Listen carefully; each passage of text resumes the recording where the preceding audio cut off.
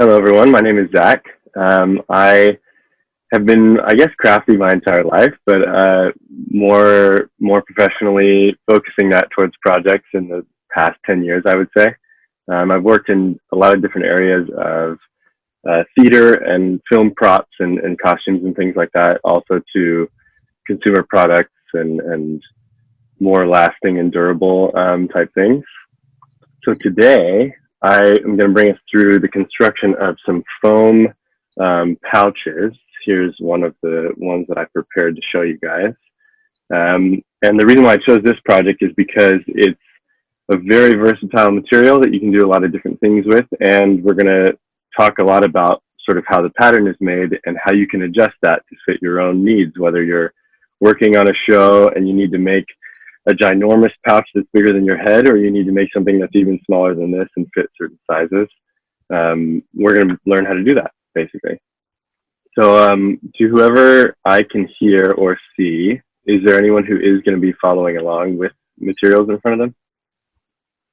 I will be following along. Looks One, like two. is going to. Selena. Oh, there's a thumbs up. Okay. Awesome. Okay. So I will do my best to show all the angles and everything that I'm doing, but please stop me if you have any questions. With our time constraint, I've been rehearsing going through this pretty fast, but please slow me down if we need to. I want to make sure it's very clear as we go along. Cool. So first thing I wanted to do is show you some examples of using foam like this. You guys may have seen some of this before. It comes in a lot of different styles. I have a close-up camera here on my desk. So these are some of the different types of foam. This is probably one of the thinnest types that you'll see at like the craft stores, Michael's, Joann's, Walmart has it too. Sometimes it's already cut into shapes, but it's pretty thin. It's very flexible and almost a little bit stretchy. Then if you kind of step it up, this is a different kind of foam. It's actually the same foam made in a little bit different thickness, as you can see when I compare these two. And a little bit of a different weight. So it's flexible, but not as flexible. It's a little bit stronger and more durable. This type of foam is actually made to be walked on. You're supposed to put it on the floor of your garage. So if you spill things, then it goes into the foam and not staining what's underneath. There's also stepping up again into this really, really thick type of foam, also made to be walked on, so it's very durable, and it has a very heavy weight. So it's flexible, but you really have to like push into it to move. And so that's kind of the basics of this different type of foam that you can use. And I wanted to show you a couple, I have some examples behind me of where I've used different types of this foam. So the first one is this helmet, which is from a Star Wars film that I worked on. So it may not look like it, but this is all foam. Top here is squishy. You can see me kind of pushing in on it. All of this is really squishy. And it started out exactly like these pieces of foam, but it's been layered and sealed and painted in certain ways that kind of hide what it's actually made out of. So that was definitely a good use of the thicker foam. There are some thinner parts on here, but a lot of this is just that thick stuff built up to give you some depth in the shapes. But on this piece, this uses a lot of thinner foam. So the chest armor here for this Captain America suit, all of these scales are this really thin foam that we're going to be working with today for the pouches. I will answer your question up front. Yes, I placed every one of these scales by hand. It was not fun because I had to do it 3 times because I messed up, had to change some things. Thank goodness it's done now and I never have to change it again. But all of these scales were cut out individually from the thin foam. They've been sealed and painted and then stuck on accordingly. So you can get a lot of different uses out of this. And today we're going to be going into one that's a little bit more functional because you can hold things in it and do a couple fun things. And I suppose the reason why foam is such a good medium for these types of projects is because, one, it's relatively cheap, and 2, it's lightweight. So even if you're layering on, you're not going to weigh down an actor if they're wearing, these big helmets or these big, pieces of armor. The vase that I had to make for Mary Poppins that had to be dropped multiple times, it lasted throughout the whole thing, made completely of EVA foam. So it is very durable as well as lightweight. Yeah, definitely. It's very durable, especially when you get into the thicker, heavier weight stuff. My senior year of high school, I made an entire Iron Man suit out of this thick floor mat foam, and I walked on it and I wore it around for years and years, and it's still in good shape. I shared with the students some of those photos that I found on your website of the Iron Man suit, because it was so cool the way that you used foam and lighting elements and all of those pieces that came together. Yeah, so fun connection actually. These pieces that I have cut out here are the sample pieces that I bring around when I talk to people about this stuff. So my Iron Man suit was actually made out of the same cut, literally, of this piece of foam. So it's a little bit of a memory for me. So let's go ahead and get started. So this is just top down on my desk so that you guys can kind of see what I'm working on. So we're going to start first with the most important part of any sort of fabrication, which is planning. It's very important to be planning things, because sometimes you run right in and you don't know where you're headed, and that causes some problems. So I'm going to give us maybe a minute or two to just kind of sketch out a pouch. Any kind of pouch, really, something that maybe the nerdy dads would wear on their belt, or something that can house a small prop or something that you'd need to carry around. So just go ahead and sketch something out. The important thing for this sketch is that we want to be able to see three sides. I don't know if you guys have used the term isometric yet, but we want to kind of look at this pouch from the corner so that we can see three sides of it at one time. I'm going to go with the front, the side, and the top, and I'll explain why we're going to do that later. So go ahead and start sketching a little bit.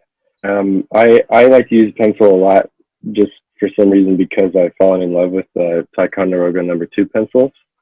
But there are some other things that come into play with pencils when you're working with foam, and I'll talk about them more a little bit later. But essentially, if you have a very dull pencil, you can use that to score lines in foam, and that'll help you make sharper bends or even detail curves, basically, on the surface.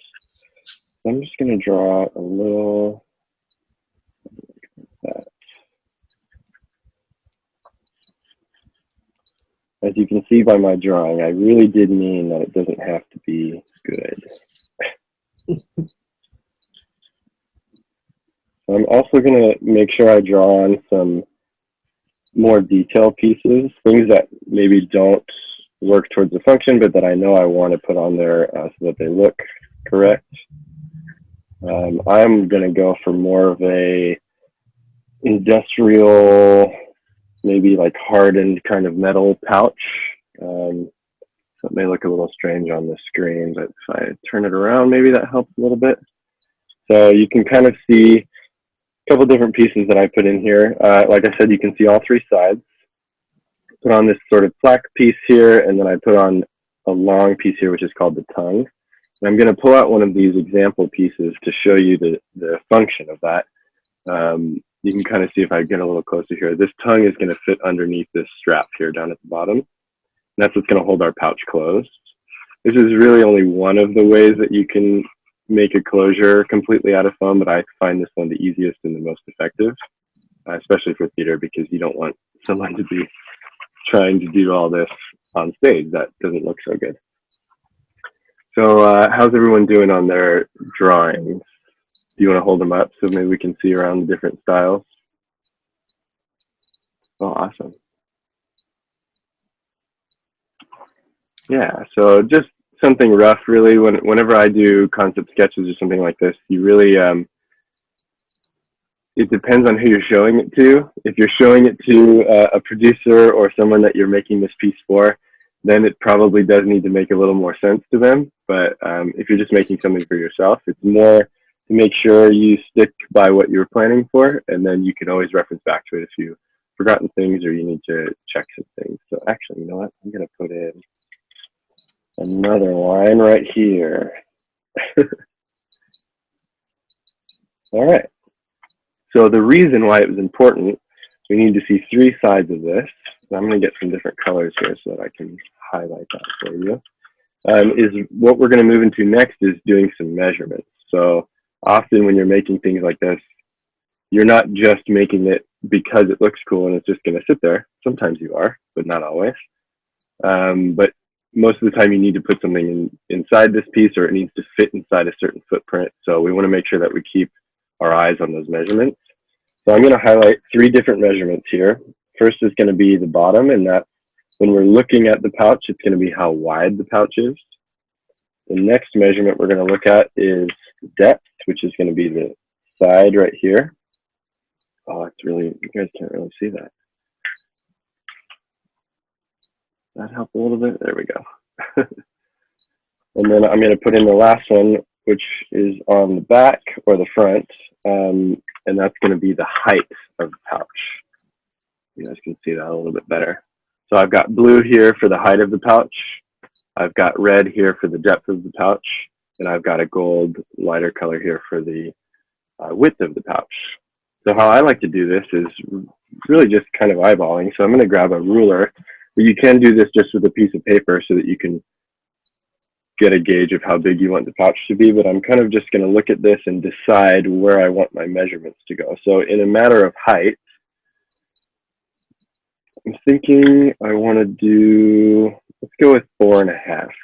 That sounds good to me. So in that color, I'm going to write 4.5 here. That way I remember it.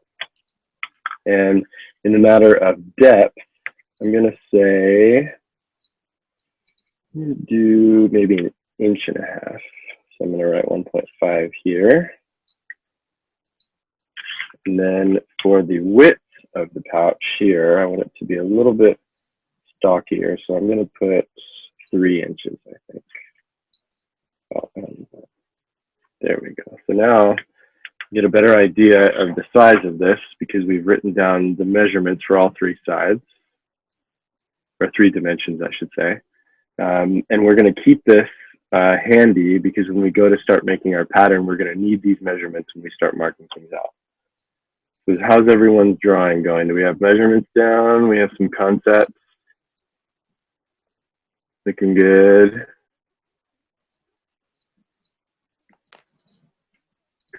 Cool. Okay. So I'm going to just set this off to the side. And next thing I'm going to do is get some more paper because we're going to go right into making our pattern. So I'm going to get a couple pieces of paper just in case. Sometimes patterns like this, when you make them flat, they can be a little bit big. I actually think I have one here. Yeah.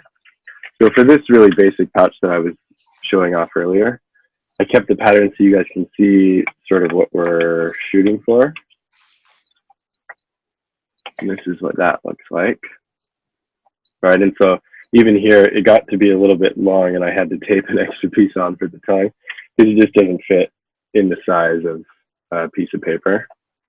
So I have 2 here just in case, and some tape to attach them together if I need to, but I'm just gonna start off with 1. And I'm gonna use a finer pen. So hopefully you guys can see it. Well, no, you know what? I'll just use this pen. Okay, so starting in the very middle of our page, and actually to mark the middle, just because I have some form of OCD that makes me do this, I'm just going to put a dot, if I can eyeball this correctly. There we go. And start right there. Marking the middle, it's not for precision, it's just to kind of keep us centered. Yes, it's just more to make sure, you know, if I was starting this pattern in the middle of the paper, you can actually see I have pencil marks on this one from when I did it the first time. I don't know if you guys can see that, because I think I just do that more by habit, but it's really to make sure that you don't wander up or down, because if I started the pattern here, the bottom's going to fit great, but now I've got all this, you know, measurement over the top that I'm going to miss. Mm-hmm. So starting in the middle can be helpful later on when you're adding things or adjusting measurements. Okay, so first thing I'm going to do is I'm going to draw the very back of this pouch. Actually, I'm going to keep this one here so we can continue to go back to it. So in this pattern, if I fold it up, you can kind of see how that pouch came to be. And we're going to start with the very center of that, which is this center rectangle. So all I'm going to do is refer back to my sketch, and we're going to draw in some of these measurements. So if I'm thinking about the very back panel of this drawing, turn around so you guys can see it better.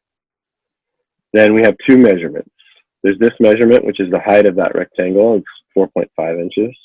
And then there's the other measurement of that rectangle, which is 3 inches.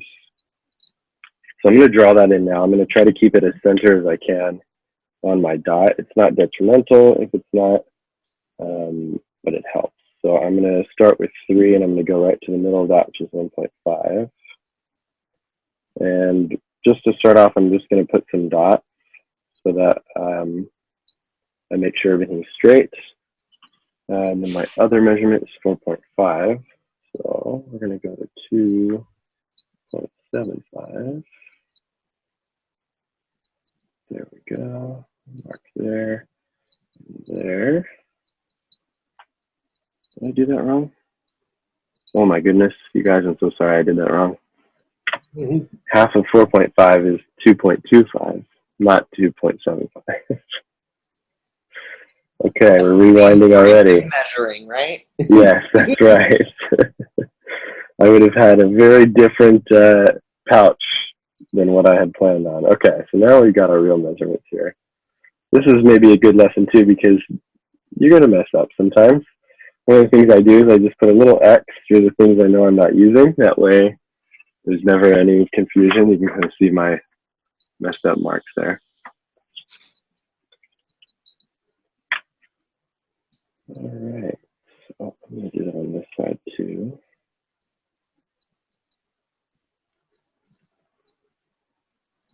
How's everyone's first rectangle going? It's a big moment. Good. Awesome. Okay, so you can kind of see I made a letter H with my dots, and I'm just now going to connect all the corners so that I have my first rectangle here.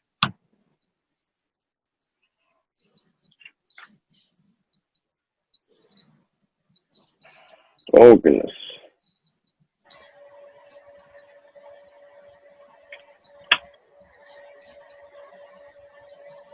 The good thing about putting multiple dots along the line too is you can make sure the line is straight because you've measured it at multiple depths. So even if I can't see the end of where my line's going to be, I can look sort of at the dots I made in the middle. Great. This is where you sit back and relax because it's taking so long just to get you a rectangle, right?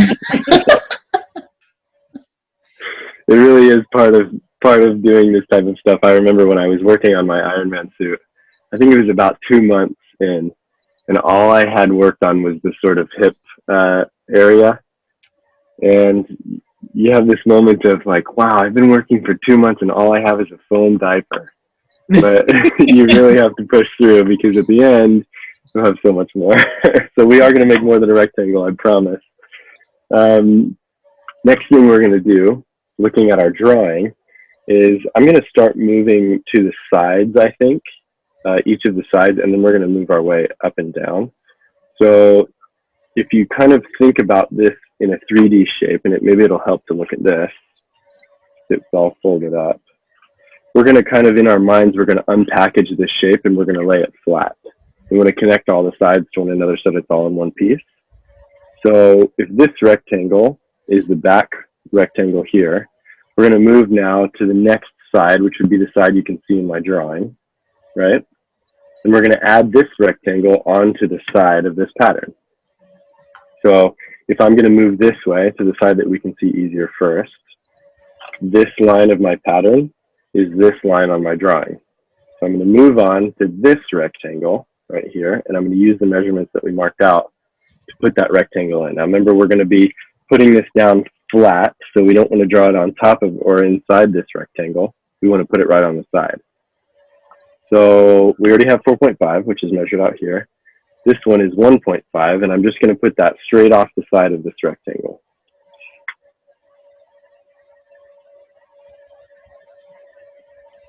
Make sure that's straight. There we go.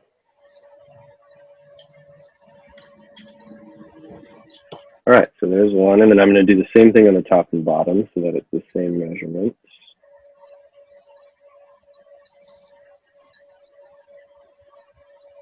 There we go. And since the sides are going to be the same width, or I'm sorry, the same depth, we're going to mirror that onto the other side of our pattern here. So I'm going to do the same thing. over here.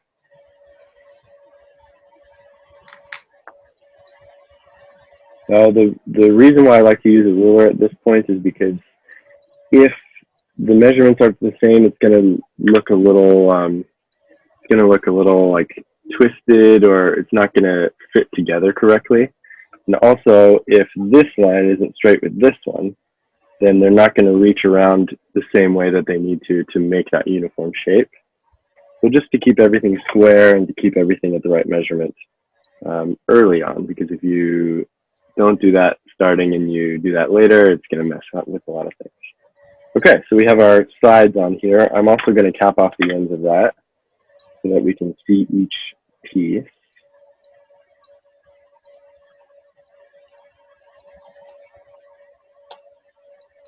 There we are. And the next thing we're going to add in is not something you can find on the drawing that we did, but we do need to take it into account so that we can construct the box. So you'll see on the pattern I have here, maybe you'll see it. You can see this big rectangle here. That was the back rectangle. I added on the side rectangle, which is this skinny long piece here. And then I have this little extra bit off the end there. And that's just going to be our tab, so that when we fold on the lines that we've made, we have a little bit of something for the top surface to grab onto.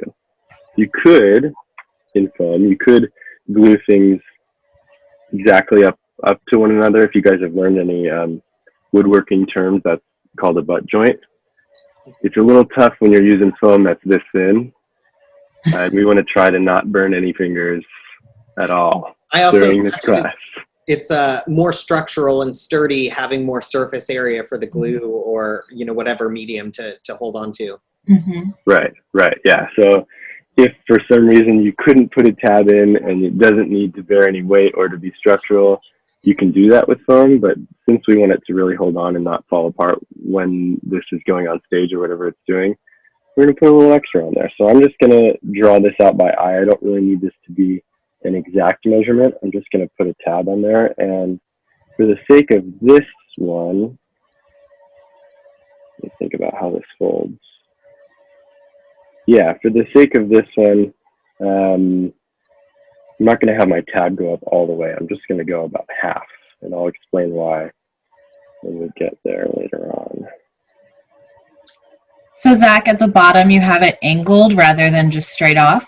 Do you want to explain why? I would love to explain that. Thank you for pointing You're that out, welcome. because I did it habitually and didn't realize. So the reason why this, you're talking about this line here, is that right? Yes, exactly. Okay, so the reason why I angled that, see if I have any good examples of that. I don't know how well you guys can see in there. But essentially, when we're gathering up all these sides to make a corner, let's hold this over and see if you guys can see this. So if I'm looking down, you can kind of see the tabs sticking out here by this finger. This tab is going to stick to the back of what is the front of this pouch. And with paper, that's totally fine because paper is so thin that we don't have to worry about thickness. When we're working with foam, you can't exactly just put that piece right up against it without getting this little hole here on the end. Because the foam is so thick, you can't get so close to one another, especially when it's curving around a corner. So the reason you put this angled line in right here is so that you have as little, I'm sorry, not as little, as whatever foam is necessary in the corner. You want it to go all the way to the corner so that it's not open, but you don't want to bunch it up with extra foam that doesn't really need to be there. So I'm cutting off those corners to kind of free up the space in the actual point of the corner. Does that make sense? Yeah. Okay, good. I really do mean that. If something doesn't make sense, if I'm going too fast, please stop me, because I have a tendency to barrel through things like that. Thank you. And students, remember, you can also ask questions in the chat if you are unable to on your mic.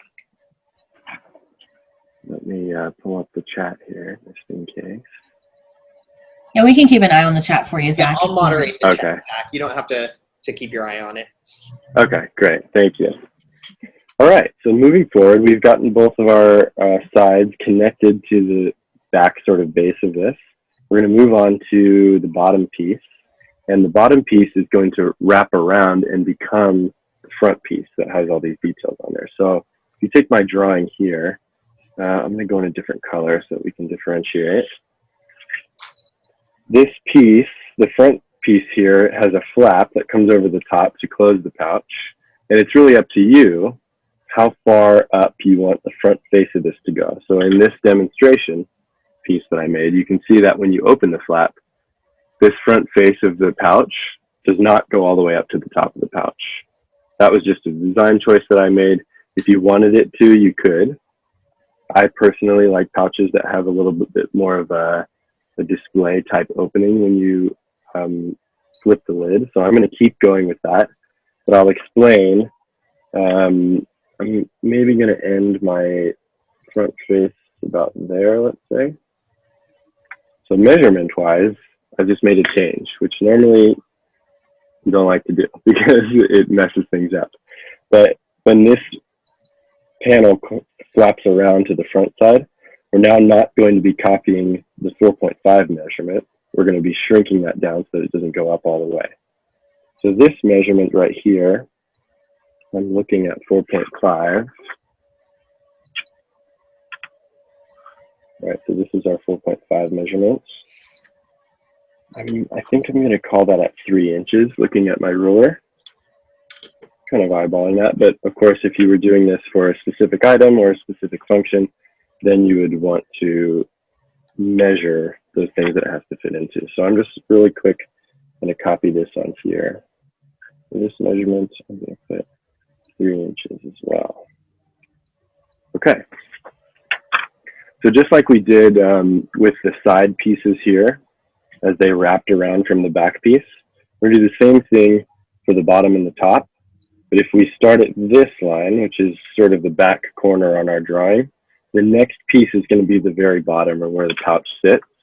If you look at this piece, right, we're going right here to this side. So now we're going to grab the measurements that make up that side of our drawing, which is 3 inches here for me, the width of the pouch, and the depth, which is 1.5. So now I'm going to trace those in here just like we did the other lines.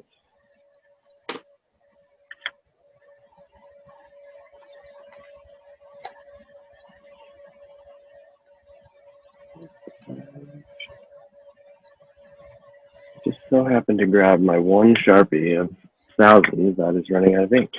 There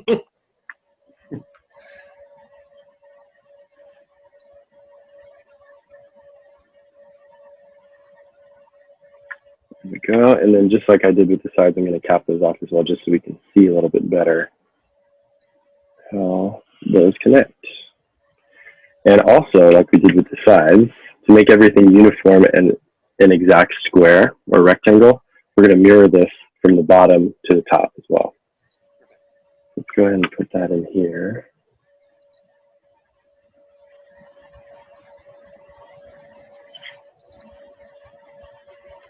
All right, how's everyone's pattern coming along?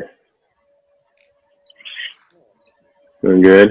All right, I see some head nods, I see some pictures, looking good. Some thumbs up, I like it. Okay.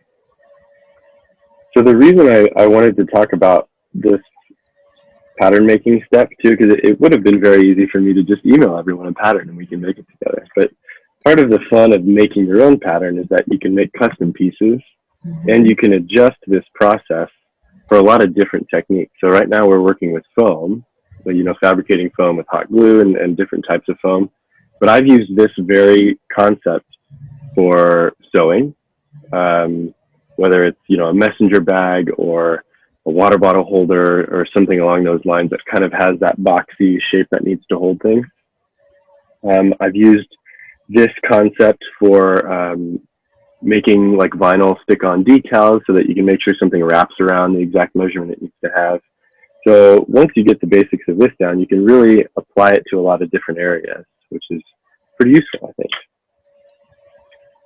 So we got our top and bottom pieces in, and now we're going to move on from those lines and put in what is going to be the front face and the sort of flap that goes over our pouch. So as I talked about earlier, I'm going to make the front face of mine only 3 inches tall because I like to have that little display window. And this is going to connect right to this bottom line here, which is what we just pinned into our pattern. So this line corresponds here, and right off the end of that, I'm going to add my front face. But if you see, we've got an issue that I talked about. We're running out of paper. So I'm going to cut another piece that I can just tape onto the front there so we can keep going. I'm using the wrong side of my knife. If I can just interject, Zach, while you're doing this. Please. Just students, when you are learning to make your own patterns, for those of you that are very new to it, something that I would recommend, because I've just started really creating my own patterns for some of my creations. And so what I recommend is trying others' patterns first so that you can, it'll help you to kind of visualize and understand it a little bit better. And then venture out and try to create your own. And you'll see the more that the bigger variety you do, the more you're going to pick up on and learn about it. And it'll be easier for you to try to create your own. Okay. Yeah, that's totally right. I definitely support that. And there are a lot of places where patterns are available. And thanks to the explosion of cosplay, there are a lot of patterns available specifically for these types of foam. There's plenty on YouTube that I've seen of different characters, whether it's belt pouches like we're making today, or helmets, or bracers, or whatever you want to make. I've even seen people make like facial prosthetics out of foam when they're going for that comic book type style. So it looks really cool. Okay, so I just put one on the bottom real quick so that we can keep going on the next step. And now that we have more of the room here, I'm going to add in this front face here using my new measurements. So there's my ruler. And just like we did with the sides, I'm just going to add on, making sure everything's straight. I'm going to add 3 inches. Right there. It's a lot smaller than I thought it did.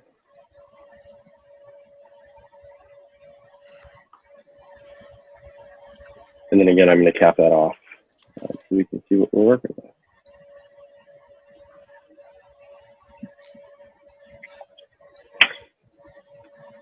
Great. So now that I've got that piece on, I'm going to flip it all around, and I'm going to do the same thing, but now for the flap that closes our pouch, which I think I'm also going to do 3 inches, just because I think it looks like about 3 inches. And also the math side of this is that if our overall is 4.5 inches, I'm going to cover the bottom starting with 3 inches and the top starting with 3 inches. We are going to actually close the pouch because 3 is going to overlap with 3. Sometimes that happens. I can't say I've never made that mistake of putting all this work into a pattern and then having something that doesn't close. So again, I'm going to put this extra piece of paper here on the front. We all make mistakes. It's going to happen. It's just a happy accident. Well, and I imagine that this pattern, this part of the process where you're making the pattern really is the most experimental of the process. And really it's about testing out things so that you don't have to go back later and make changes. Yes, that's exactly right. And I have some personal experience with this recently on a pattern I was working on for a sweatshirt, a sewing pattern. It's a lot easier and cheaper to make mistakes in paper or in muslin with sewing than it is if we were tracing this right onto foam and I made a mistake. Then we'd have to redo it again in foam, and it becomes expensive and very time consuming. Whereas in paper, we can kind of make those mistakes. We can erase marks that we don't want. We can adjust things before it gets to the material that we're going to use. Yep, I made the same mistake recently with fur. Oh yeah, and fur is expensive.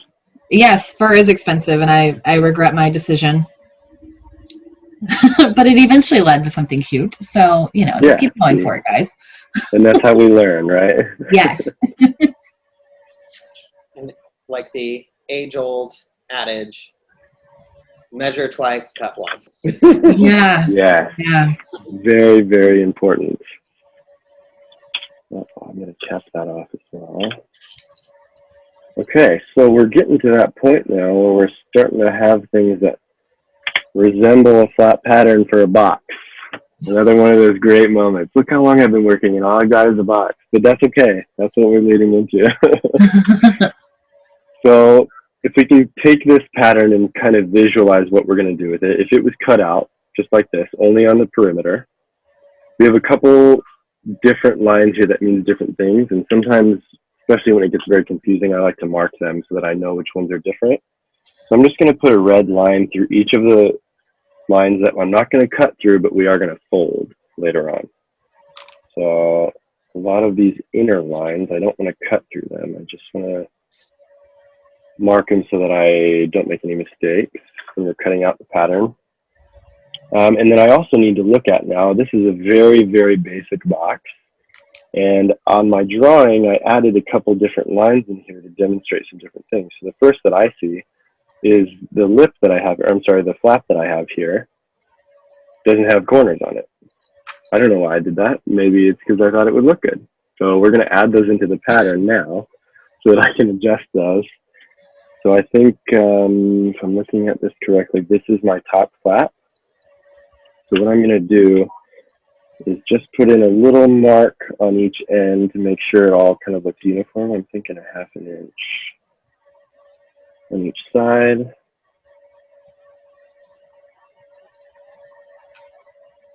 Then I'm just going to connect those with a line. Boom. Do the same thing on the other side. So if you guys made any different design choices on your drawing, now would be the time to sort of think about how those are going to look when they're flat. Now, I'm not talking about any of these sort of embellishments that would go on top, but we're just going to more of the shape of things with different panels. And next I'm going to put in this piece, which is going to have a flap on it as well. But if you have any of those, feel free to put those into your pattern now. If you have any questions about how to put each one in, I can give my best answer for it. So I've just angled my top corners there of my flap. But another thing we have to remember that we're right at the point to be adding in is the closure, right? So when I had this example piece, we have a tongue that comes off of the top flap, and it's going to fold into this strap of foam that we have there. You could put this in later. I'm going to put it in now because I don't want to forget it, because what is a belt pouch that doesn't close? So for this piece, I'm really just going to eyeball it. Again, if you had some more constricting restraints, you'd want to pay attention to those and use the measurements from those. But I actually kind of like the thickness of this ruler in the middle of that. I think I'm going to go with that, actually. I'm going to find the center of this piece, put a little bit of mark on there, and then I'm going to center this ruler and just kind of draw a little line on top of that. So for this piece, you could get into the minutia of measuring how long this tongue is going to be, but we also can do that later once we have it in foam, kind of see when it's going to hit the bottom of the pouch, or if we wanted to make it even shorter. So I'm just going to put a longer line off of this one and kind of leave it open. Let me do the same on the other side. Then I'll cap that off for consistency's sake. Cool. All right, so some of the other features that I put on my drawing, you'll notice I drew in this line here. This is another thing that I really like the look of, especially when it comes to foam pouches like this. I'm not going to cut that off of the side piece, but rather add it into the flap so that it keeps this 90-degree angle even when it's opened. So if we were to find this line in our pattern, this line is going to be right at the furthest side of the top edge, which is right here. So what I'm going to do to add on either side of this is basically add that triangle in, just like we added in all the side pieces. I'm going to kind of just eyeball this, I think. I'm going to think about how it folds. I'm just going to go that way. Yeah, so I'm going to add this right onto the side here. Just like that. Let's put another one on this side, and I should measure that to make sure I have the exact. Oh my goodness, did I just eyeball that? Pretty good. Yeah. I'm just going to copy that into the other side. Great. So now we kind of have another piece just like the sides here of our main pouch that's going to fold up and connect with the next side of the pouch right here. And just like we did over here, for the sake of having more surface area for the glue, I'm going to add in a little bit of a tab right on there. And the same on this side. Just little baby tabs. Yeah, little baby tabs, that's right. And it may be a little hard to visualize right now when it's flat, but when we get all this cut out, these two triangle pieces, just my hands here, they're going to fold up. This front of the pouch or of the flap is also going to fold up, and those tabs are going to connect to the flap. Cool. So I believe that's it. I think we're ready to start cutting this out. So if your pattern is in the right spot, you double checked all the features that you had in your drawing, you go ahead and start cutting out the paper pattern so that we can eventually bring it over to the foam. I'm going to switch to a little bit of a different ruler. One, because I spent so much money on it and I wanted to use it.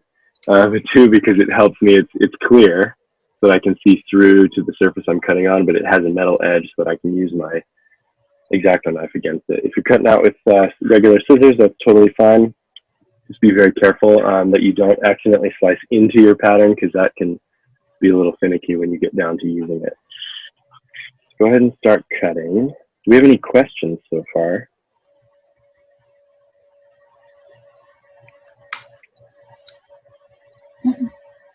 No questions. All right. I hope that, oh goodness, I just messed up that cut. So, Zach, you mentioned that you kind of have been doing this all of your life, but when did it really start kind of translating into these types of projects? What a great question. I really have been crafty my entire life. I was well known as a kid for being the person who would use way too much tape and paper to make things. I'm talking an entire roll of new Scotch tape on one project because I just wanted everything to be locked in. Uh-huh. But it really started to soar, I think, around my 8th grade year. And this was because my dad made a bet with me. He said, if I can wow him from 8th grade all the way through high school, if I can wow him with Halloween costumes every year, then he was going to help buy my car. Wow. That's quite the motivation. Yes. I guess what in terms of wowing, like, did he define what wowing would relate to? He didn't, but I think we had an understanding because he knew I was, as crafty as I was, and I like to make things. And I think he just wanted to challenge me to build on that a little bit. And obviously it worked because I do this all the time now without being able to stop.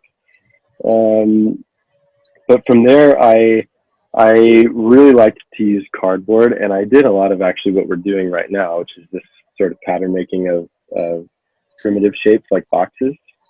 So the very first year, I made myself into a Rubik's Cube. I essentially just put a giant cardboard box around my body, and I had construction paper to make all of the different squares. But each year I had to step it up because I have to up the wow factor to get that car. So I moved on to some little bit of electronics, which I made into a walking operation board game. So I had a clown nose that lit up basically when you were trying to retrieve things from the front of the box that I was wearing. That one went down pretty well, I think.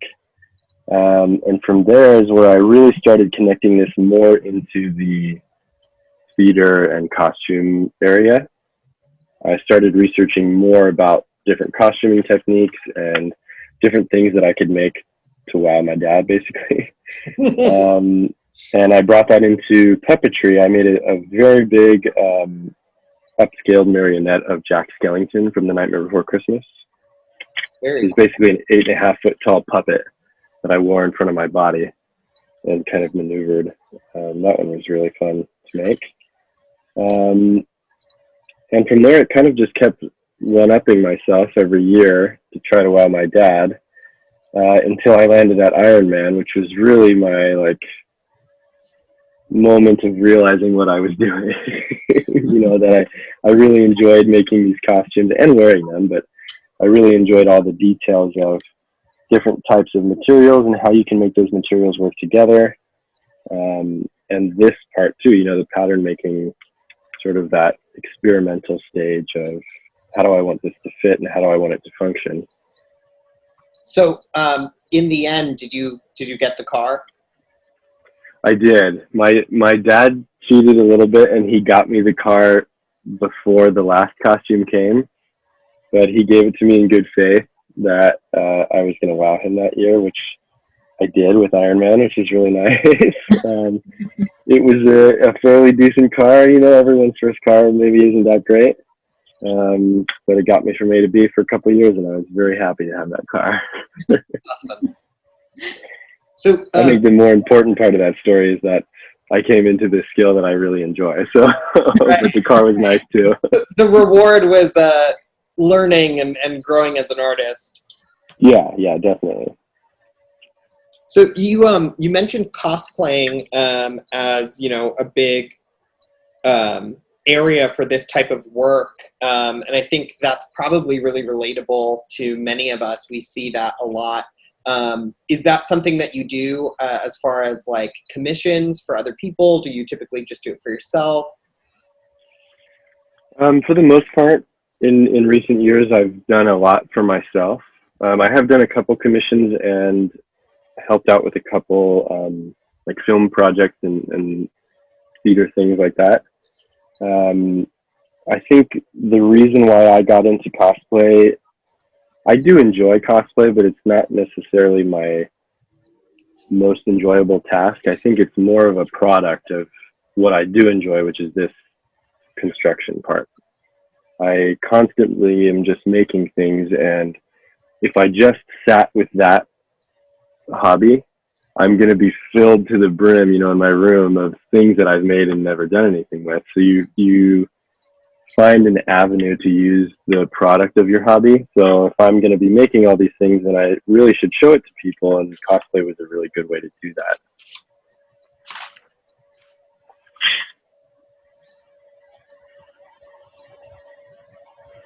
I feel like I'm lagging behind a lot of you guys. I'm using a new blade on my X-Acto knife, and it's curved. I've never seen that before. And I'm slipping inside and everywhere. So excuse me if I'm taking a little extra minute here. Zach, besides the Iron Man costume, because I know that's your favorite. What's your second favorite thing that you've worked on?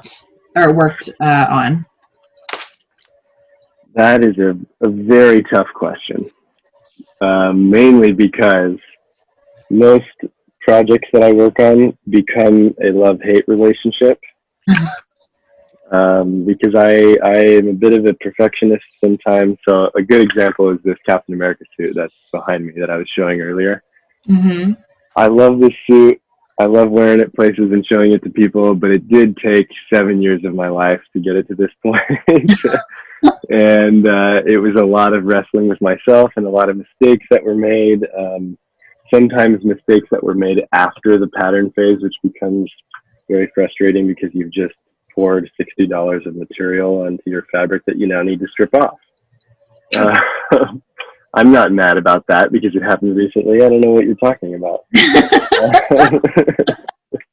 Summerlin asks if you started your career in LA.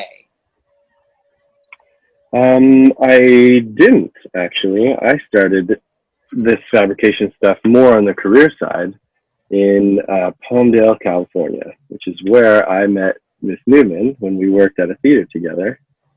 And I got to make a lot of these things for theater shows.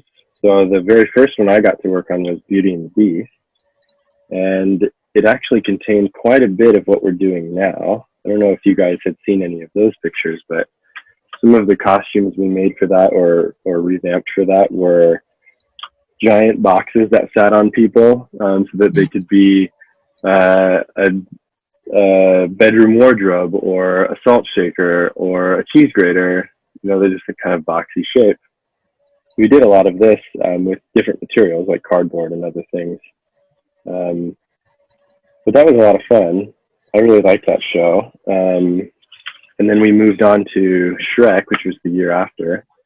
And that was a lot of fun. A little less of what we're doing now in terms of primitive shapes like boxes, but a little more of using different materials. I did actually use quite a bit of this foam on that show for puppets. The Gingy puppet was one of the big ones. And the great thing with this foam is you can get it in different weights. So his body was made out of a heavier weight that doesn't need to flex so well, but the area around his mouth was made in a much lighter weight foam so that the performer could operate his mouth. A lot of different materials come into play there, so lots of fun. But yes, I started this sort of career path in Palmdale at a community theater where I lived, and now has sort of branched out into other areas. Yeah. And actually, for those of you who have had Mrs. Mackinson, formerly Mrs. Stewart, she and I are also both actually from Palmdale. So we have a little Palmdale community. Summer also asked, did you attend college? And if so, where? I did attend college in the Palmdale Lancaster area at a community college called ABC, where I had such a fun acting instructor whose name is Miss Newman. It was a fun time. Yes, that was an interesting dynamic of working and getting to work side by side with my teacher from school at the same time. Which a lot of our students actually do in a lot of ways at CS Arts. They actually do work with us in the theater. Oh, so great. They understand a little bit. Yeah. Mm-hmm. They come to class and then after we're at rehearsal and work side by side. That's awesome. I love that. Well, yeah, so I did go to college. I was very sporadic in college, but I'm very thankful for that because I think in this area of fabrication, you can use a lot of different tools that you get in other techniques or other studies completely. So I studied a lot of engineering when I was in school.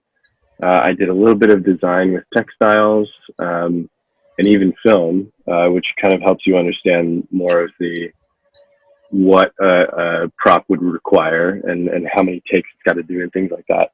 But I did study a lot in engineering, which is quite a bit used in my everyday work because a lot of this is, well, I'd say what we just done now is more pattern making, like for textiles and design.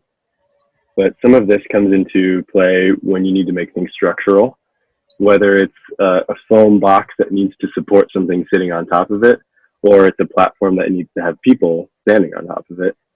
A lot of that engineering comes into play with fabrication as well. So I'm very thankful of learning those techniques.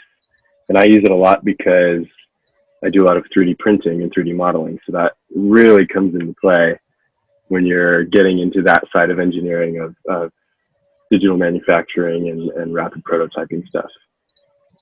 Very cool. Yeah.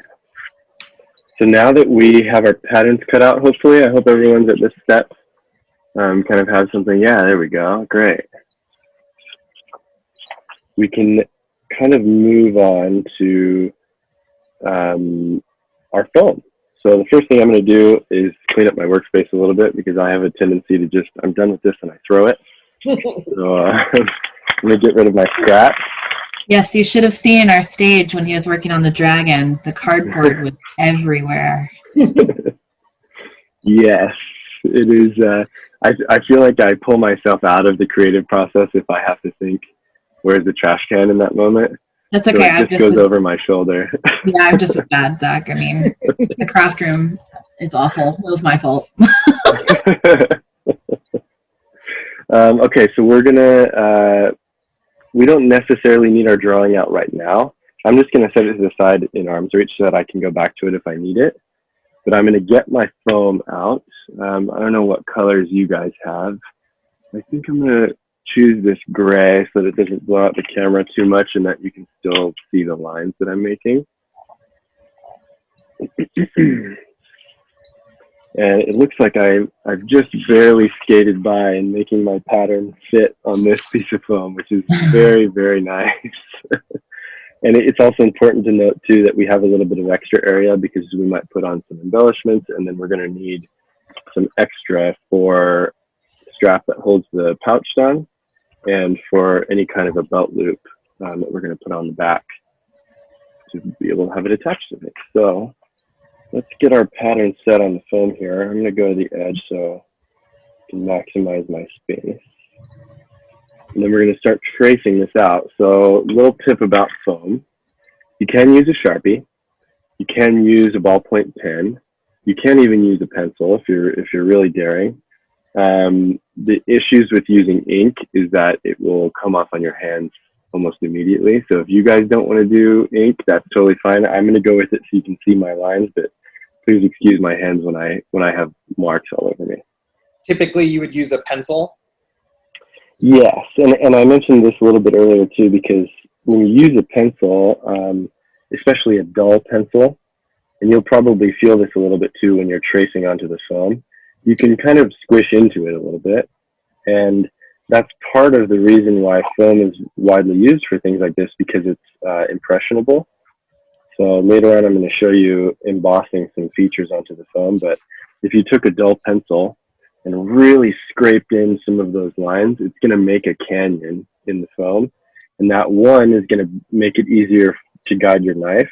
And two, can help you on some of these lines that we're going to fold, because now the foam in that section or on that line is thinner, and you can fold it so it doesn't run into itself like you would without that. Just tracing some of these lines in. There we go. Oh, you know what, too? Oh, go ahead.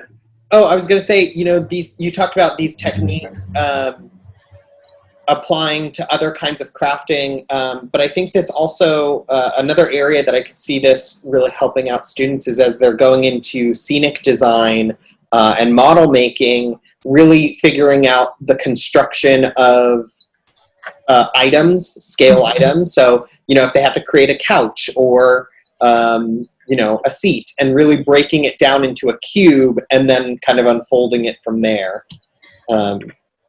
Yeah.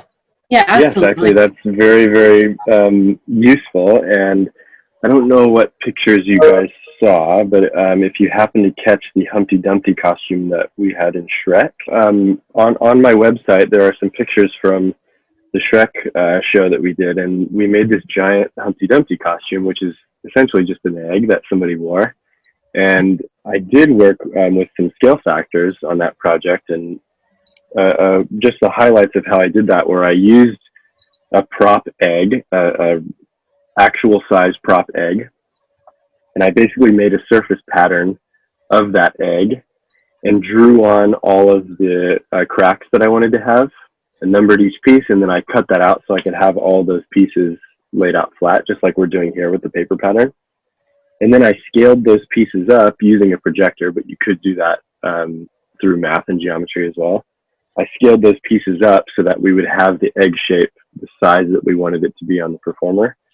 So you do really use a lot of those different techniques, and scaling is something that happens in engineering all the time, because you need to make sure things are the right size and fit in the places that they need to go.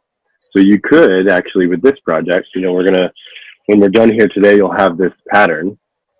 And if you wanted to make the exact same pouch, but you want it to be as big as your desk, or you want it to be a backpack size, you can figure out the scale factor and use this pattern by multiplying each measurement of the line by the scale factor up into the size that you want. You need probably a little bit more paper and a little bit more foam to reach that size, but it's definitely doable. And something that I've done quite a bit while working with this type of technique. And just something that you did out of instinct that I just kind of want to highlight for the students. You lined up your pattern onto two of the edges of your foam. So instead of centering it on the foam, which one, it saves you three cuts in this case. And also it leaves as much space as possible for scrap. So if you needed larger pieces of this same color, you're not working with small bits. Right. So that's right. Yeah, that's exactly right. Practice. Which we and another thing that I just kind of did, by habit. I do this a lot. One, because it leaves a lot of extra space so that we have more foam and even scrap to save for other projects. But also, I definitely trust that this line is straighter than my hand can cut, even if I'm using a fancy ruler. So now I don't have to worry about this line being, cut wiggly or whatever it's going to be.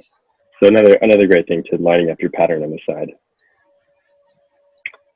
I am fully traced on to the foam here, so I am going to start drawing in some extra lines. So these lines that I marked on my pattern with a red marker, I'm actually going to do the technique I was telling you guys about using a dull pencil. You don't have to do this, and there are plenty of ways to go about this. Actually, one of them is, I don't know how good this is going to get picked up, but the end of my ruler here is angled. So you can see that. So if you have an angled piece like that, you really could just take this and press it into the foam and get the same effect. I just prefer to use a dull pencil, and I'll show you why when we get it cut out. But if I'm looking at my pattern next to the foam piece, I'm now just going to translate a lot of these lines over to the foam. And one of the easiest ways to do that actually is probably just to fold our pattern. So I know I'm going to get this one over there, so I'm going to fold it on that line. And then I'm going to reline up the pattern with what I traced on the foam. And now I know exactly where that line needs to go on the foam. So I'm going to line up my ruler. And I have a dull pencil here, so you might not see these lines as well as the Sharpie, but I'll show you their function later on. It is really an old pencil, and I'm just going back and forth, putting a lot of pressure down to squeeze that foam so it makes a really sharp line. So you have to be a little careful about this, because if your pencil isn't dull enough, or if you're pushing too hard, sometimes you can just tear right through the foam, which would destroy this piece and be very sad. You can see if I flip it over, yeah, you can kind of see that on camera, that there's already a difference there. And when I bend the foam along that line, you'll see that it makes a more hardened edge, right? Versus over here, which is more of a curve. So if you're looking for something with a little more of a hardened edge, then you can use this. If you want more curves, then you can leave without that. So I'm going to copy some of the more important lines, the fold lines here, to my foam pieces.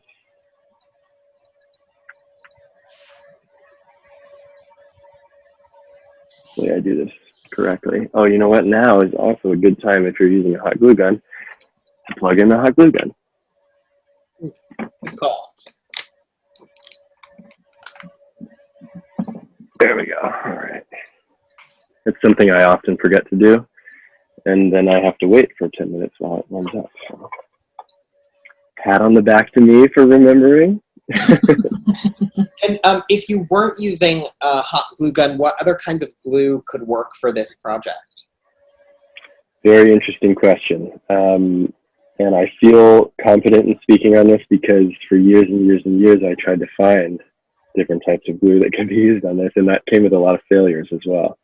So this foam is an open cell foam, which is why hot glue works so well, because the hot glue, as it's molten, will seep into all those little crevices that the foam has and really bite in there. But in a chemical sense, there are some glues that you can't use on this. So epoxy is one that stands out to me. And the reason why you can't use epoxy is because it gets hot as it cures.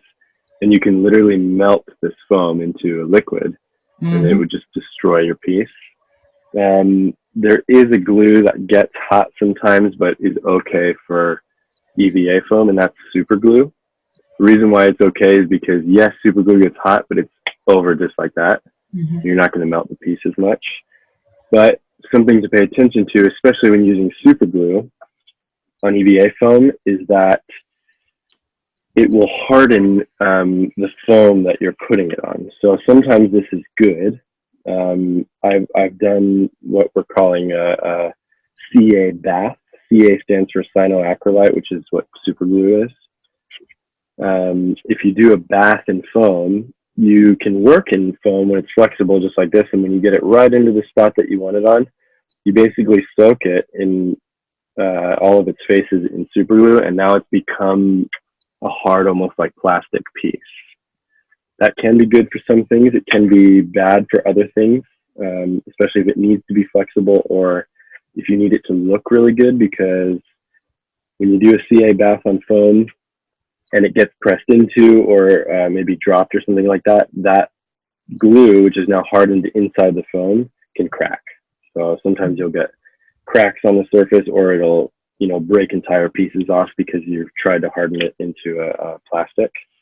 So just different things to watch out for if you're working with that, but I definitely suggest doing some testing before you do it on a final piece, because you don't want to mess up your hard work.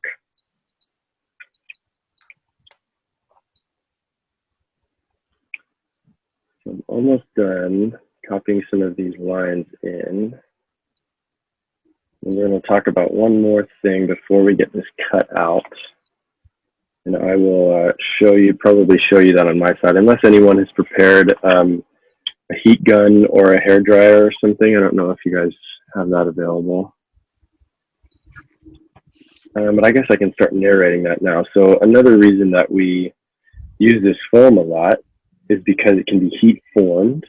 And that's why I went with this material on my Iron Man suit, because Iron Man's armor is very curvy. It looks nice when it's curvy, but it's really hard to do if you're not sculpting or something like that. But this foam, in most scenarios, with this thin stuff or to the thicker stuff, you can heat it up a little bit, bend it into a certain shape, and if you hold that shape while it's cooling, it will stay like that, which is just so much fun to do. So in a minute here, I'm going to show you how that works. Also, because this foam, remember I mentioned earlier that the foam can melt. So if you kind of play with that melting a little bit, you can get a cool effect. Actually, I have a display piece that I can show you in a sec. Let me get this line down. So I'm going to switch my top-down camera real quick to this close-up one. Yeah, so you can see this other pouch that I made. It has some like grid lines in it. So these lines here were scored onto the surface, which basically means they were cut using an X-Acto knife, but you don't cut all the way through. That way you still have a structural piece. And when you cut a score line into this foam, you wouldn't see it as well as you would see it here. But when you have all those little tiny cuts in there and you add some heat, you're basically melting what you've just cut, the very, very thin corner of each of those lines, and it's going to start to curl. And that's why you can see these lines a little bit better, because I put enough heat, it starts to curl over, and then you get a nice effect like that. So I'm going to try to do that on my piece. I'm realizing what time it is now, so I'm going to press onto the gas a little bit. Yeah, guys, that's actually a lot of fun just to experiment with. When I was working on Little Mermaid, we had to make a lot of coral pieces and underwater looking things. And using the heat gun with EVA foam and pool noodles, I guess they're a similar type of foam. It would melt and look really cool and would have a really awesome effect.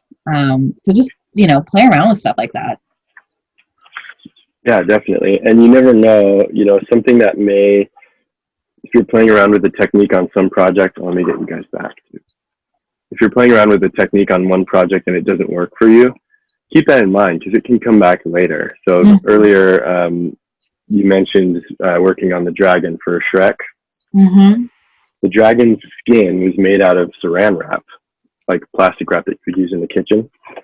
And I knew to use that because years earlier, I was working on a helmet project with a friend, and I tried to use saran wrap to smooth out the top of the shape that I was working on, and it didn't work. It looked awful. You could see all these wrinkles in the surface, and I couldn't use that for the final version.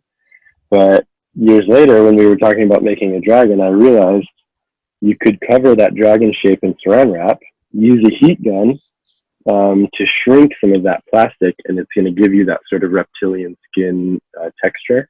Mm-hmm. And I think it worked out okay on the dragon. Okay.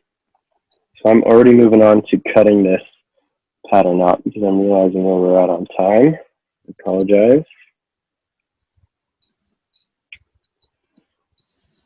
And what's the benefit of using an X-Acto blade versus scissors? There are two differences, really, one more prominent than the other. The first is just that I can probably be a little more detailed when I'm using my hand like this, and I can see the cut when I'm sort of top down rather than using scissors.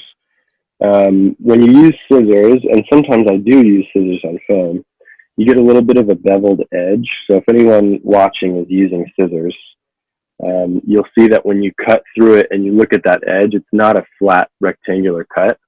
It has this kind of curl to it because the scissors are more pushing it together and squishing it down and then kind of tearing it off to the edge, whereas this is actually just poking in and slicing. Mm-hmm.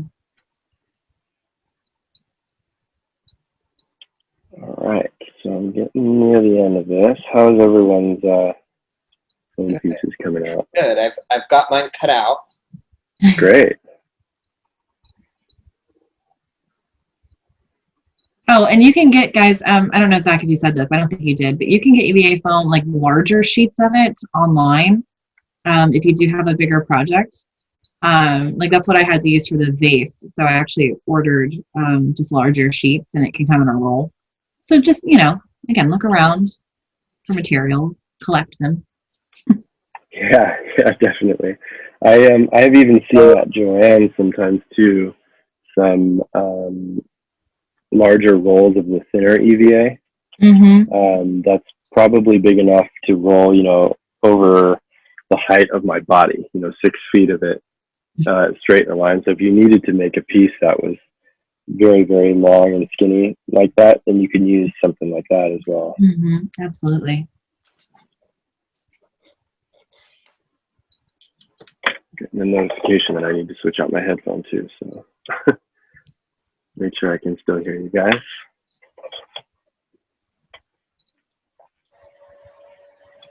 All right, I'm almost done cutting this out.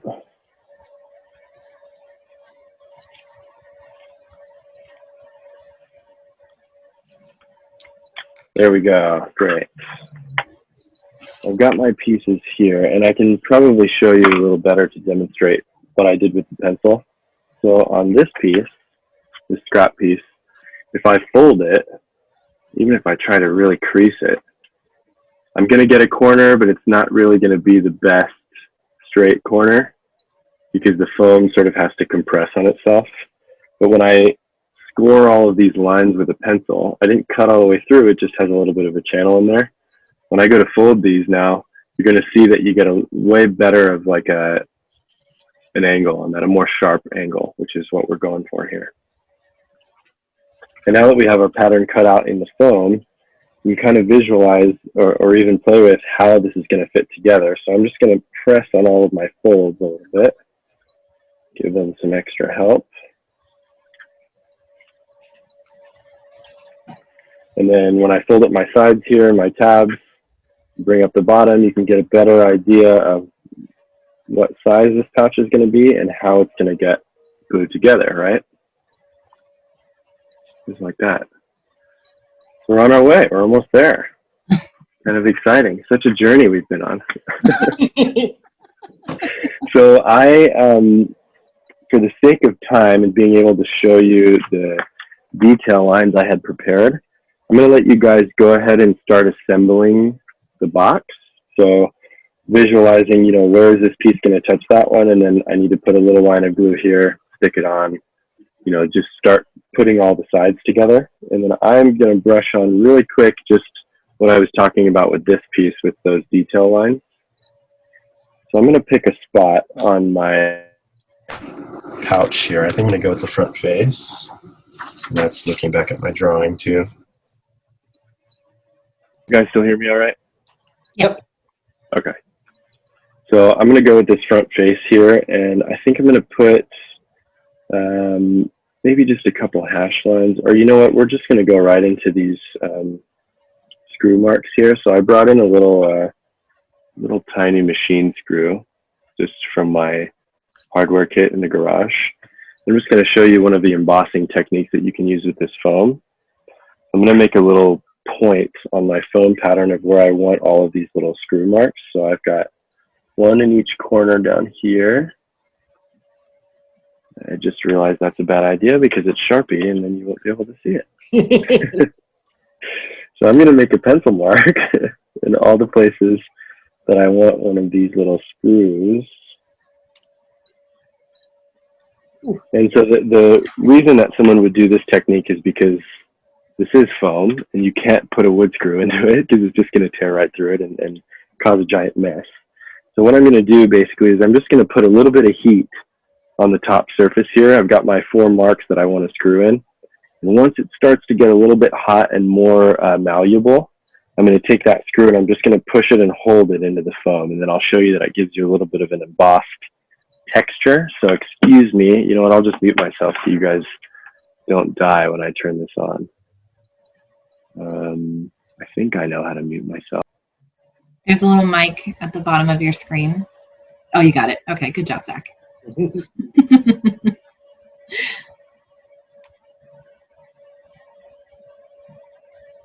So he's using a heat gun, which is really cool. It's a great tool, but it does get very hot. You have to be really careful when you're using it. Yeah, right there, showing you the temperature. But they are a lot of fun to use if you ever get to play with one. I've used it before for actually transferring images onto candles. So you can print out onto, I think it's tissue paper. You print out onto tissue paper and you can use a heat gun to transfer it onto the wax. I've never heard of that. That's awesome. Yeah. The many uses of a heat gun.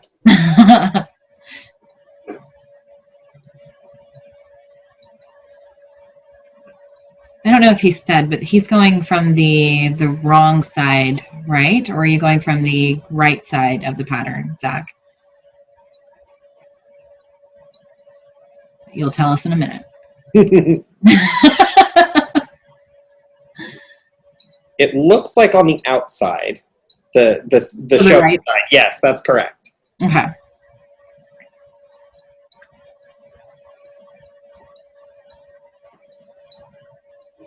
I can't tell you how many times I've been working on something and I just wasn't paying attention to right side, wrong side. It happens to the best of us. So yes, I did put that on the right side. That way these embossed marks are visible when the pouch is done. I'm going to try to get this in close on my other camera so that you can see what I've done. So like I said, I just heated up the surface a little bit. And once it was getting kind of soft and ready to be molded, I took a wood screw and I just pressed it right into the surface there. And now you can see it almost looks like there's a screw or where a screw would go on this piece. So when this pouch gets done, that's going to be on the front face of it. And maybe we give more of that effect of this is made out of metal or something that it's not.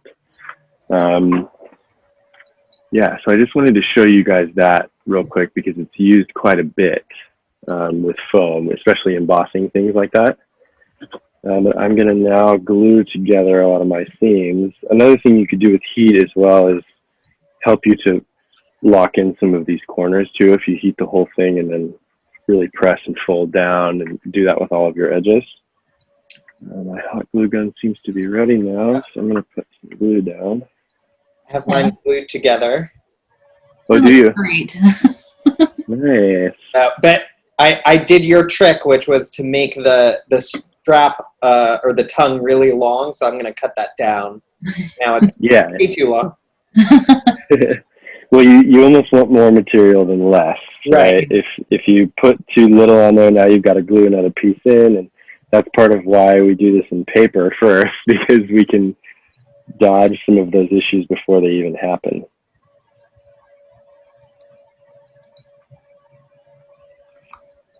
So I'm gluing one of my seams down here, and it's reminding me to remind you that gluing is its own art form, and it's going to take some practice to get it really, really, really nice. I've been doing this for years and years, and I still struggle sometimes with making that glue look its best. Mrs. Mackinson and I used to call ourselves glartists when we were in college, glue artists. Okay. Because we would just be very precise. This was with wood glue, but okay. Yeah, it definitely is an art form, and it takes a lot of practice. And I can share this bit of wisdom with you too, because it just happened to me. If you get glue on your finger, hot glue on your finger, it seems like not the right thing, but the immediate thing you want to do is put another finger on it and spread it thin. Yeah. When you spread it thin, the heat is dispersed and it doesn't actually burn your skin. I have several scars from where a lot of glue has touched me and I didn't do that. It's very important to know that up front so you don't hurt yourself. And then be prepared for the web of glue that comes over your entire desk when you use hot glue. Yeah, I feel like with hot glue, it's more of a when you instead of a if you. Oh yeah. Right. When you burn your finger. Oh yeah. That is 100% right. Well, you can see now I've got the main body of the pouch closed off. And right now I'm going to maneuver these sort of side wing pieces to bring me that shape that I put in on my concept drawing. It's going to be a little bit of a tight squeeze, but I think I can do it. I do want to ask at this point, since we have 3 minutes left, is that right? Mm-hmm. Yeah, and we can keep on if we need to. Okay, I didn't know what the assessment was. I practiced this at least 3 times because I have example pieces to show for it. But gets a little different when you get on stage, huh? All right, so another point of caution, because this is such a small tab, I'm just going in very precisely with my glue gun. Did you know that there's like little hot glue pots, and instead of a gun, you can like literally dip like a toothpick into it or something to get a tiny amount? I just discovered that. Yeah, they're really cool. That is very interesting. You should look into it. I just got a new glue gun on Amazon Prime Day. That's wireless. Ooh. It has a base that heats it up, and then when you pull it off the base, it stays hot for about 2 minutes. That's pretty cool. Then you can return it, but I'm very excited about that. Yeah. And it was only $15, thanks to Amazon Prime.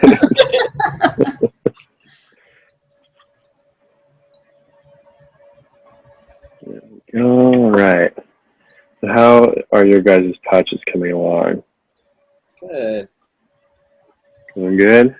Yeah. Does any of the students want to share? I'd love to see some of your pouches. Yeah, please. No? Okay. That's all right. Well, Abe, yours is beautiful. Thank you. I've gone with this nice, like, sandy brown color. Mm-hmm. It does kind of give the effect of leather, at least seeing it here on camera. And sometimes you can force that when you're doing this for an up-close thing. Mm-hmm. There are different ways to finish foam, and one of them is to basically just soak the surface in PVA glue or Elmer's glue, like white glue. And that'll give you that kind of shine or sheen that leather sometimes has, so that's something to experiment with. Is there a way to like give it like a texture, I guess, with like the hot the heat gun maybe, and is that kind of how you would do that? Yeah, so there are two ways you can give it texture. I showed one in this pouch, you know, with sort of scoring that texture in and heating it up. But if you were to heat the entire surface of something and press another object onto that has that texture, you would essentially transfer the negative of that shape onto the other side. I've seen someone do this with their shoes, actually. They were making a Captain America suit, very similar, but they weren't cutting out 240 scales by hand. And they heat up the foam and took their shoes, which had like that waffle board texture on it. And he just pressed his shoe into the foam. And when it was cool, he lifted it away and he had all that texture on there. So you can do that on a larger scale if you want to. So a lot of people do that before they even cut out the foam. They transfer their pattern with the pen and then they put the texture on there and then cut it out. That way you kind of get a more uniform texture. So mine is starting to take some shape here. My tongue here is very off the end of that, so I'll have to cut that in a little bit. But first, I'm going to move on to putting the strap to hold that down. So I'm going to grab one of my scraps here that I set aside. And for this purpose, I don't really need to measure this out as well, but if you have some constraints with that, you can. I'm really just going to lop off a piece of this. So that it's straight and I kind of have like a strap of foam. And what I'm going to do is take some masking tape and I'm going to tape down this tongue on the flap of the pouch. Mine continues all the way around to the back, so I'm going to have to tape it down on the back there just to hold it closed and to hold it right in the spot that I want it to be in the middle. And then if I'm very careful about this, I'm going to put a little bit of glue on either side of the tongue. And once the glue is set, I'm going to take the strap and push it right over that. That way it sticks just around the tongue. This is important for a couple reasons. One, because you want the strap that holds the tongue to be straight, if that's what you're going for in your design. But two, you want to do this when you have the tongue down, because if you just glued this piece flat, then you might not have enough room to get the tongue in there once you're using it.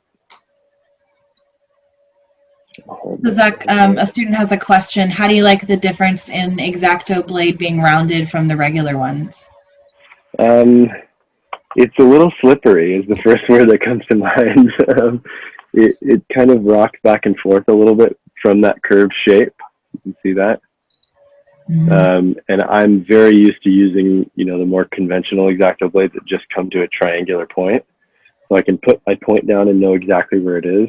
Whereas this one, the point is in a little bit of a different spot, so I've got to hold it differently. But interesting question, especially because I've never worked with one of these other blades before. So. What are your experiences in using different shaped X-Acto blades, if you have that experience? I don't have that experience. I don't. Oh, okay. Yeah, I've only ever used the straight edge X-Acto blades. I guess I've used the saw one on dowel rods before. I don't know if I was supposed to, but I did. I don't know if you're supposed to either, but that's cool. I was like, I need to cut this dowel rod, and you know, I don't know, it was too thick to just kind of cut it. So a student has a follow-up question. Does it make it easier to get started since it's less precise? Easier to get started because it's less precise in forms of starting the cut or starting the project. Yeah, starting the cut. I think it is a little bit easier, especially like when I was cutting this strap out. And by the way, I'm just continuing gluing the strap down around the shape to make it a little more uniform. If you wanted to cut it off at the end there, you could. That's just a design choice, whatever you choose. But to answer your question, when I was cutting out this strap, it is a little bit easier because the curvature of the blade allows me to just pull right through, and it already has that sort of pinching shape to start the cut. That's only when I'm starting somewhere where there isn't foam and I'm pulling through the foam. I Yeah. more often than not, have cuts where I have to start inside the foam and then sort of cut out from there, in which the triangular pointed one is a little bit better, for me at least. It makes sense. It's similar to like a rotary cutter kind of thing. Yeah, yeah. Yeah. All right, so I've got my strap glued around the sides. You could continue it around the back if you want, but I'm just gonna lop it off there.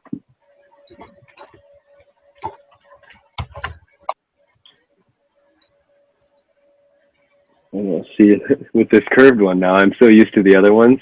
I keep wanting to cut on this edge because it's straight, but I'm just like dragging it across my teeth.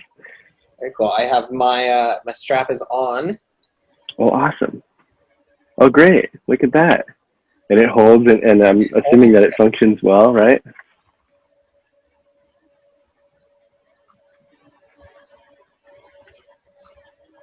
Slice it off. Hey, what are you going to do with your little pouch? I don't know. I have to find some cool stuff to keep in there. Yeah. I'm sure my husband has like little knickknacks or things that little rocks he's collected or. Yeah. I live in a house with 4 other people, and I made 3 example pieces, and I'm making one here. So I told them each, I'm going to make all of you a pouch. So I'll have to decorate them and get them adjusted for whatever they want to put in it. Oh, Savannah has a good idea. You can use it for cat treats. Ooh. Oh, that's right. You could. My cat would enjoy that. Yeah. Good idea. The other thing, guys, for students who are following along or plan to make one of these later, you can also enter this into our Halloween costume contest. Mm-hmm. So we're doing, remember, we have 3 categories. We have costumes, we have props, and we have makeup. So you could definitely make a prop out of foam using the techniques that you're learning here and enter it into the contest. And as a reminder, the prizes are $50 gift cards. So I think it's worth entering. That's right. Yeah, actually, it's funny you mentioned that, because in preparation for this class, I was going to use a sheet of yellow foam so that you guys could see it, but it's a little washed out here. I was going to use yellow and make a Batman utility belt pouch, one of the old style Batman ones. Nice. Old, maybe more old than the students would remember. But that's how Batman used to be, with a bright yellow belt. You'd be surprised at what they know and don't know. They were talking about Carmen Sandiego in class yesterday. Oh. Like, how do you know Carmen Sandiego? That is very interesting. So I am at the point now where my pouch comes together. I've got a strap for the tongue. I'm going to cut the tongue so that it just reaches maybe a little bit before the end of my pouch here. And you'll notice that I also cut out another piece of foam that's a little bit thicker than the tongue, but I could have used this piece if I wanted to. And I'm going to use that for the back. What's going to, eventually attach this to a belt or something. Just going to make sure this fits in there. A little snug, but that's all right. Well, I'm going to tuck my corners in so it looks nicer. There we go. All right. So I'm going to flip it over.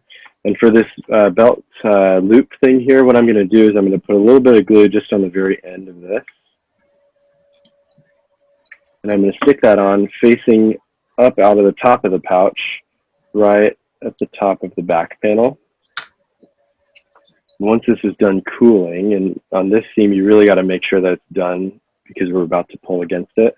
I'm essentially just going to take this piece of foam and curl it around, and then I'm going to glue the bottom of that down so that we get a little bit of more of a pouch shaped loop like this one.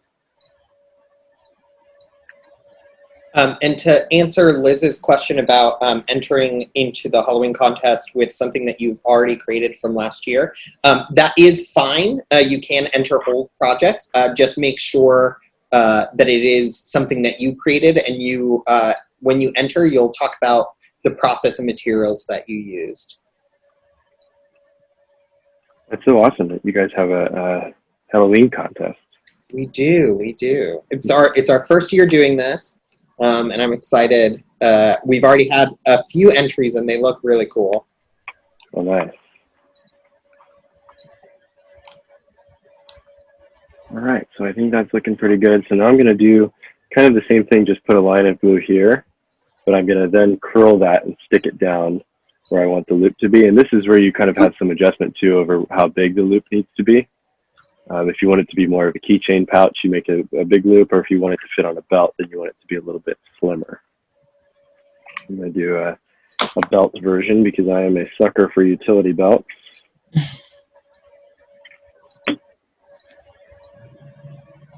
we go. All right. Well, these pouches are coming together pretty well. How are your guys doing? Good. I have my strap on in the back. It's gluing or drying. Nice. I have all this looks good. glue string. So there's another thing I wanted to talk about, and I won't bring you guys through this whole process because it would be quite a bit longer, but just to show you on some of my example pieces that I have. I brought out this example piece because it is the bare bones basic version of this pouch, of this pattern, you know, that I showed you earlier. But sometimes you want to put those extra embellishments on there, which is what this piece is. It's the exact same pattern, cut in the exact same color, but I've added some more pieces on it. I'm going to show you this on the close-up too, so you get a better feel for it. And a couple things that I did here were playing a little bit with depth, like you can see on the circle here, that kind of has those steps on the side. And then I was able to put this kind of border that fits around multiples of the pieces. And how I did that is basically by going back to the pattern. I'll bring you guys back to the overhead.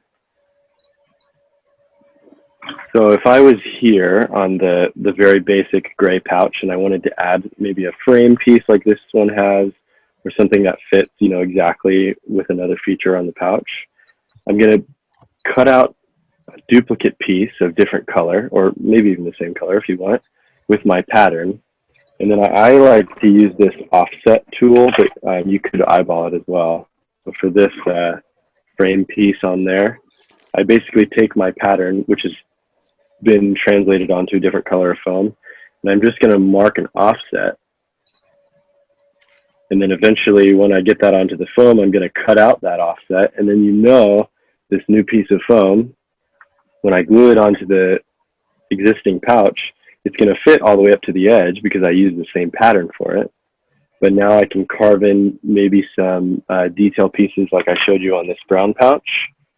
Or you can layer up several pieces of foam to get this sort of stair-stepping effect that I showed you on this one. You can really play a lot with the depth and the overall shape of this pouch and really make it your own through the extra things that you put on that. So you can see I did this on the brown one too. I cut out the original pouch out of the lighter foam, then I did an entire duplicate out of the darker brown foam. But on that darker brown foam, I cut out, you know, little windows on all of the sides. I did a different colored strap here, the darker foam, and that gives me some adjustability on how I want the pouch to look in the end. Very cool. Thank you. And if you were to... oh, go ahead. I don't think you talked about paint yet, did you? If you were to paint these? I mentioned it a little bit. Painting this material can be a little... There's a cat there. Yeah. Yeah. He's following along. It's okay. Painting this material is possible. Actually, you know, a good example of this would be these other pieces that I had brought and I showed you guys earlier. Because these pieces are foam, but they've been painted. So when you take foam just like this, you can't put paint right into it because I mentioned this is an open cell foam, which is basically like a sponge. It's just going to drink up all that paint and you're not really going to see the effect that you want. So you need to seal it first or put something on the outside that stops that paint from seeping inside. So the most common way to do this is to saturate the foam in glue, like white Elmer's glue. That'll give you that shiny surface. It soaks into the foam a little bit, but with multiple layers of glue, it gives you a better top surface to paint on. Some people will heat seal it, where you take a heat gun and just really, really kill it with heat so that all those cells on the surface start to close up and the paint won't seep in as easily. That method doesn't work 100%, so I would advise against it. Another way to seal, which is my favorite way, is to use a sprayable rubber. There's a rubber that you can buy at a hardware store called Plasti-Dip. It comes in a spray paint can, but it cures into what would be rubber like on your shoes or things like that. And that really kind of gives you a nice durable texture on top of the foam, and it accepts flexible paint really well. So once you have that surface, whether it's the rubber or heat sealed or glue, you get some flexible paint that goes on top of that can bite into the surface of whatever you put on there, not the foam itself. And you can kind of get all these different finishes that you want. Cool. Awesome. Yeah. This helmet might give you a little better understanding of the different surface too, because this one's kind of shiny. This one was sealed in Elmer's glue, the white Elmer's glue, whereas the Captain America scales were just done in the sprayable rubber to kind of give you that more matte texture. And when you seal it with Elmer's glue, does it become harder? The outside, is it a little bit more firm or rigid? It doesn't change it too much.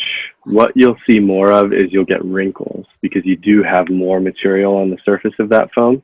Mm-hmm. So when it does start to flex a little bit, you'll get some wrinkles. I probably have some on here somewhere. Actually, I don't see any. I'm rather impressed. Of course, when I need to talk about it, right? Yeah, so the Elmer's glue will give you some wrinkles. The sprayable rubber will do that as well. But the Elmer's glue, you really got to build up several layers of it to get a good surface. So it'll give you a little bit more wrinkles when you get to the final product. Very cool. Yeah, so let me jump real quick back to the overhead. We can look at our pouches. So now's the moment. If you've been silently watching and following along, now's the time when we really want to see the pouches. So let us see what you guys have at this point.